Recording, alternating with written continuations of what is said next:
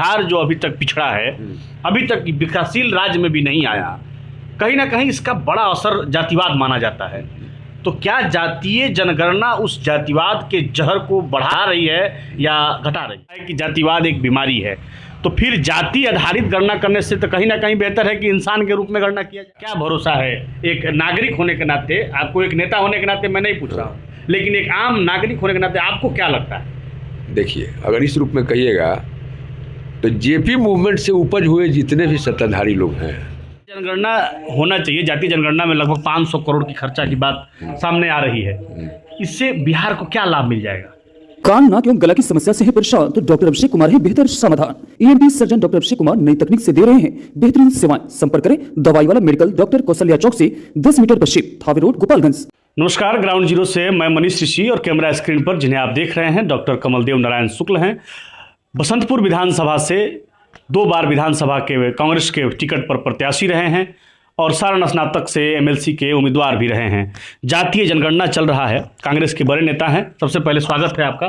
चलिए। तो जातीय जनगणना जो हो रहा है बिहार में, कैसे देखते हैं इसको? देखिए, जातीय जनगणना आवश्यक है जी, और इसके पहले भी हुआ है जी। कोई नई बात नहीं हुई है। 1931 में भी जातीय जनगणना हुआ था और लगभग उसी जनगणना के आधार पर लोग, सरकार के लिए जनगणना इसलिए ज़रूरी है कि वह जो जाति पिछड़ा हुआ है, संविधान में यह मुझे मिला है सरकार को कि जो जाति पिछड़ी हुई है सामाजिक रूप से, आर्थिक रूप से, शैक्षणिक रूप से, उसको हम अपग्रेड करें। जी। जब तक हम उस जाति के बारे में नहीं जानेंगे कि वो कहाँ तक उसका ग्रोथ हुआ है, तब तक उसके बारे में हम नीति नहीं बनाएंगे। इसको जाति से हटाकर, जैसे जिस तरफ होता है कि जातिवाद एक बीमारी है, तो फिर जाति आधारित गणना करने से तो कहीं ना कहीं बेहतर है कि इंसान के रूप में गणना किया जाए। नहीं, देखिए, गणना तो ये भी होनी चाहिए कि आज़ादी के बाद कितने लोगों का शैक्षणिक और आर्थिक ह्रास हुआ है। जी। मैं जातीय जनगणना हो ये भी बात कह रहा हूँ। जनगणना होनी चाहिए बेरोजगारों का भी। जी, बिल्कुल। उसके लिए भी रणनीति बनना चाहिए। जनगणना होना चाहिए महिलाओं का भी। जी। उसके लिए भी रणनीति बनना चाहिए। और इस सारी चीज़ों के लिए भी जातीय जनगणना भी जरूरी है कि हर जाति के विकास का दायित्व सरकार का है और इसमें कहीं कोई गलत बात भी नहीं है। इशू बना के बीजेपी के लोगों ने जी इशू बना के इस पर राजनीति कर रहे हैं। अगर यही बात नहीं है तो 2 बार जातीय जनगणना कराने का प्रस्ताव बिहार सरकार से गया है और दोनों सदन से पास हुआ है। उसमें बीजेपी के लोग थे नीतीश जी के साथ, जी भाजपा जदयू की सरकार थी जी। तो आज उन्हें क्यों पीड़ा हो रही है? तो बीजेपी के लोगों को आदत है कि जो भी इशू हो उस पर हम राजनीतिकरण करें, उसको वोट बैंक के रूप में उपयोग करें और इसलिए जातीय जनगणना का विरोध करके एक समाज में भ्रम फैलाने का काम कर रहे हैं। जातीय जनगणना होना चाहिए। जातीय जनगणना होना चाहिए। जातीय जनगणना में लगभग 500 करोड़ की खर्चा की बात सामने आ रही है। इससे बिहार को क्या लाभ मिल जाएगा? जी, बिल्कुल। जैसे पिछली बार जो जनगणना हुआ था, उसका जो रिपोर्ट था वो सार्वजनिक नहीं किया गया। इससे बिहार को लाभ ही मिलेगा क्योंकि जातीय जनगणना में बहुत सारी कॉलम है। जिस कॉलम में उसकी आर्थिक स्थिति की भी जानकारी लेनी है, उसकी शैक्षणिक स्थिति की भी जानकारी लेनी है और जो चल अचल संपत्ति है उसकी भी जानकारी लेनी है। मतलब यह है कि जातीय जनगणना हो, जो फाइंडिंग आवे जी, जनगणना भी ईमानदारी से हो और जो फाइंडिंग आवे जी, उसे बिना पूर्वाग्रह से ग्रसित हुए कोई सरकार हो। जो पिछड़ गए हैं, पिछड़े हैं, उनके विकास के लिए योजना बनावे, लेकिन उसमें वोट की राजनीति नहीं हो। जी, बिल्कुल। जैसे पिछली बार जो जनगणना हुआ था, उसका जो रिपोर्ट था वो सार्वजनिक नहीं किया गया।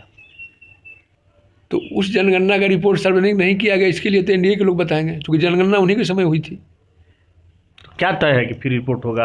ये तो हमको लग रहा है कि आम लोग भी कह रहे हैं कि ये सिर्फ राजनीतिक रोटी सेकने के लिए किया जा रहा है। मैंने तो पहले ही कहा जी कि जैसे राजनीति रोटी एक ही नहीं है, बिहार को विशेष राज्य का दर्जा देना है जी, ये भी राजनीति रोटी हो रही है जी।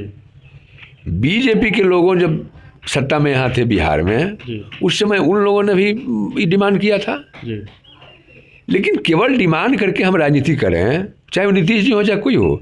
नीतीश जी तो भाई एक नाखून का भी टेस्ट कराए थे, डीएनए का टेस्ट हुआ था विशेष राज्य के लिए, लेकिन जब सत्ता में गए तो उसका आवाज़ उस ढंग से नहीं उठ पाया। आज चूंकि कांग्रेस के लोग और महागठबंधन के लोग ही चाहता है कि इस राज्य के विकसित करने के लिए, झारखंड अलग होने के बाद आपके यहाँ साधन कहाँ रह गया? जितना भी मटेरियल था आपके यहाँ, राज बंटवारा के बाद खनिज पदार्थ चला गया झारखंड में। तो ये पिछड़ा राज है और आपको विकास करना है, पूरे देश के राज्यों के कंपटीशन में लाना है। तो आपने तो कहा था कि हम विशेष राज्य का दर्जा देंगे, तो देने में हर्ज क्या है? देना चाहिए। जातीय जनगणना भी जरूरी है, उसमें विरोध आप क्यों कर रहे हैं? अभी तो आप कह रहे हैं कि साहब हम पूरे देश में जातीय जनगणना कराएंगे, 2-4 दिन पहले स्टेटमेंट आया था। तो जब केंद्र सरकार कह रहा है कि पूरे देश में अब कराएंगे,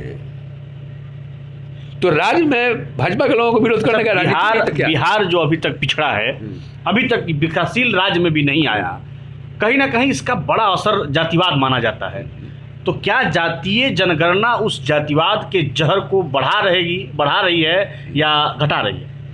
देखिए, कोई भी दवा का 2 इफेक्ट होता है, एक पॉजिटिव भी होता है, एक निगेटिव भी होता है। जैसे दर्द होता है, पेन किलर लेते हैं, उसका असर किडनी पे पड़ता है।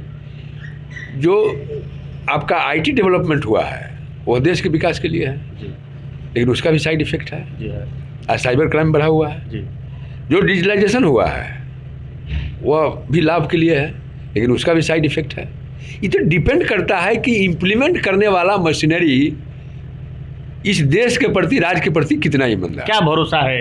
एक नागरिक होने के नाते, आपको एक नेता होने के नाते मैं नहीं पूछ रहा हूँ, लेकिन एक आम नागरिक होने के नाते आपको क्या लगता है? देखिए, अगर इस रूप में कहिएगा तो जेपी मूवमेंट से उपज हुए जितने भी सत्ताधारी लोग हैं, वे हमेशा आरक्षण, जाति का उपयोग वोट बैंक के लिए किए हैं, देश इंटरेस्ट के लिए नहीं किए हैं, और यह देश के लिए घातक है। जी, देश के लिए घातक है। जातिवाद सबसे बड़ा समस्या। जातिवाद और जातीय जनगणना दोनों 2 चीज़ है। कैसे? दोनों 2 चीज़ है। जातीय जनगणना हम इसलिए करते हैं कि ताकि हमको हर जाति के विकास के बारे में पता चल सके, उसकी वर्तमान स्थिति के बारे में पता चल सके। और जातिवादी उसको कहते हैं कि वो सब स्थिति आने के बाद भी हम पर्टिकुलर जात के लिए काम करते हैं, वो जातिवादी हुआ। जब जाति आधारित गणना होगी तो कहीं ना कहीं जाति आधारित काम भी होंगे। नहीं, हर जाति के लिए। हर जाति में लोग गरीब हैं, बिल्कुल, हर जाति में लोग अमीर हैं, हर जाति में शैक्षणिक कमी कहीं रही है, कहीं ज़्यादा रही है। तो जहाँ कमी है उसको दुरुस्त करने का एक पैरामीटर होगा ही, जिससे हम तय करेंगे कि साहब कैसे उसको वहाँ तक बढ़ाना है। ये पैरामीटर को सार्वजनिक क्यों नहीं किया जा रहा है? इसके क्या लाभ होंगे, इसको भी सार्वजनिक नहीं किया जा रहा है। अभी तो जातीय जनगणना चल रही है जी, अभी तो पहला स्टेज शुरू हुआ है। और जहाँ तक सार्वजनिक करने की बात है, सरकार ने कहा है कि जातीय जनगणना फाइंडिंग आने के बाद उनके बारे में योजना बनाई जाएगी जो पिछड़े हुए हैं। ऐसा नहीं है कि ओपन नहीं हुआ है।